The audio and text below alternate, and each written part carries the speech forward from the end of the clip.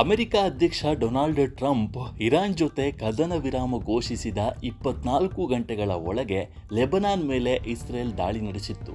ಇದಕ್ಕೆ ಪ್ರತಿಕ್ರಿಯೆಯಾಗಿ ಇರಾನ್ ಮತ್ತೆ ಹಾರ್ಮುಜ್ ಜಲಸಂಧಿಯನ್ನು ಮುಚ್ಚಿದೆ.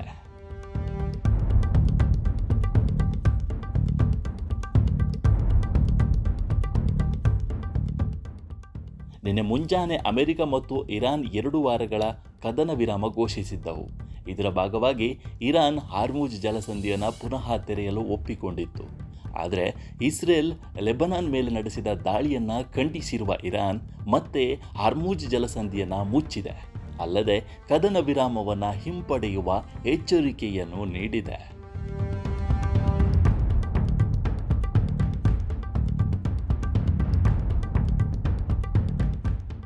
ಇದೀಗ ಟೆಹರಾನ್ ಮತ್ತೊಮ್ಮೆ ಹಾರ್ಮುಜ್ ಜಲಸಂಧಿಯನ್ನು ಮುಚ್ಚಿರುವುದರಿಂದ ಅಮೆರಿಕ ಮತ್ತು ಇರಾನ್ ನಡುವೆ ನಿನ್ನೆ ಘೋಷಿಸಲಾದ 2 ವಾರಗಳ ಕದನ ವಿರಾಮವು ರದ್ದಾಗುವ ಸಾಧ್ಯತೆ ಇದೆ.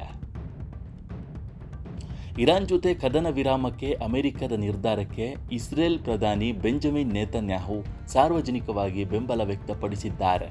ಆದರೆ ಆ ಒಪ್ಪಂದ ಲೆಬನಾನ್ ಅನ್ನು ಒಳಗೊಂಡಿಲ್ಲ ಎಂದು ಹೇಳಿದ್ದಾರೆ.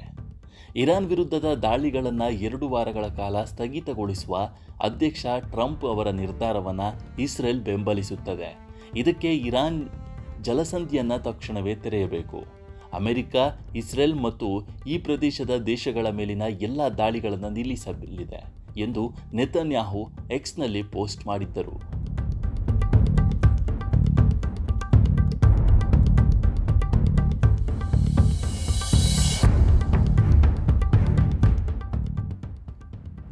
ಇಸ್ರೇಲ್ ಲೆಬನಾನ್ನಲ್ಲಿ ಮತ್ತು ಹೆಜ್ಬೊಲ್ಲಾ ವಿರುದ್ಧ ಮಿಲಿಟರಿ ಕಾರ್ಯಾಚರಣೆಯನ್ನು ಮುಂದುವರಿಸಿತ್ತು. ಈ ದಾಳಿಯಲ್ಲಿ 89 ಜನರು ಮೃತಪಟ್ಟಿದ್ದು 722 ಜನರು ಗಾಯಗೊಂಡಿದ್ದಾರೆ.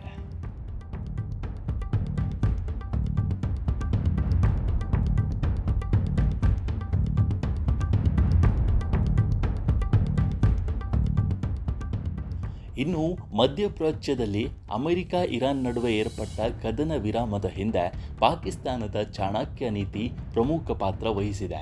ಇರಾನ್ನೊಂದಿಗಿನ ಭೌಗೋಳಿಕ, ಧಾರ್ಮಿಕ ನಂಟು ಮತ್ತು ಅಮೆರಿಕದೊಂದಿಗಿನ ಮಿಲಿಟರಿ ಸಂಬಂಧಗಳು ಪಾಕಿಸ್ತಾನವನ್ನು ವಿಶ್ವಾಸಾರ್ಹ ಮಧ್ಯವರ್ತಿಯನ್ನಾಗಿ ಮಾಡಿವೆ.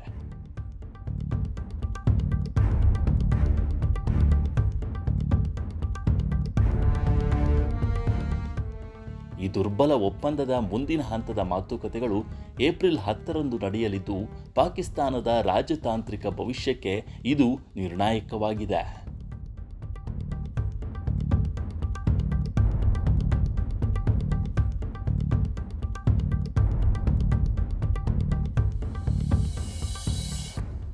ನಮ್ಮ ಈ ವಿಡಿಯೋ ನಿಮಗೆ ಇಷ್ಟ ಆಗಿದ್ದರೆ ಲೈಕ್ ಮಾಡಿ, ಶೇರ್ ಮಾಡಿ ಮತ್ತು ನಮ್ಮ ಚಾನಲನ್ನು ಈ ಕೂಡಲೇ ಸಬ್ಸ್ಕ್ರೈಬ್ ಮಾಡಿ.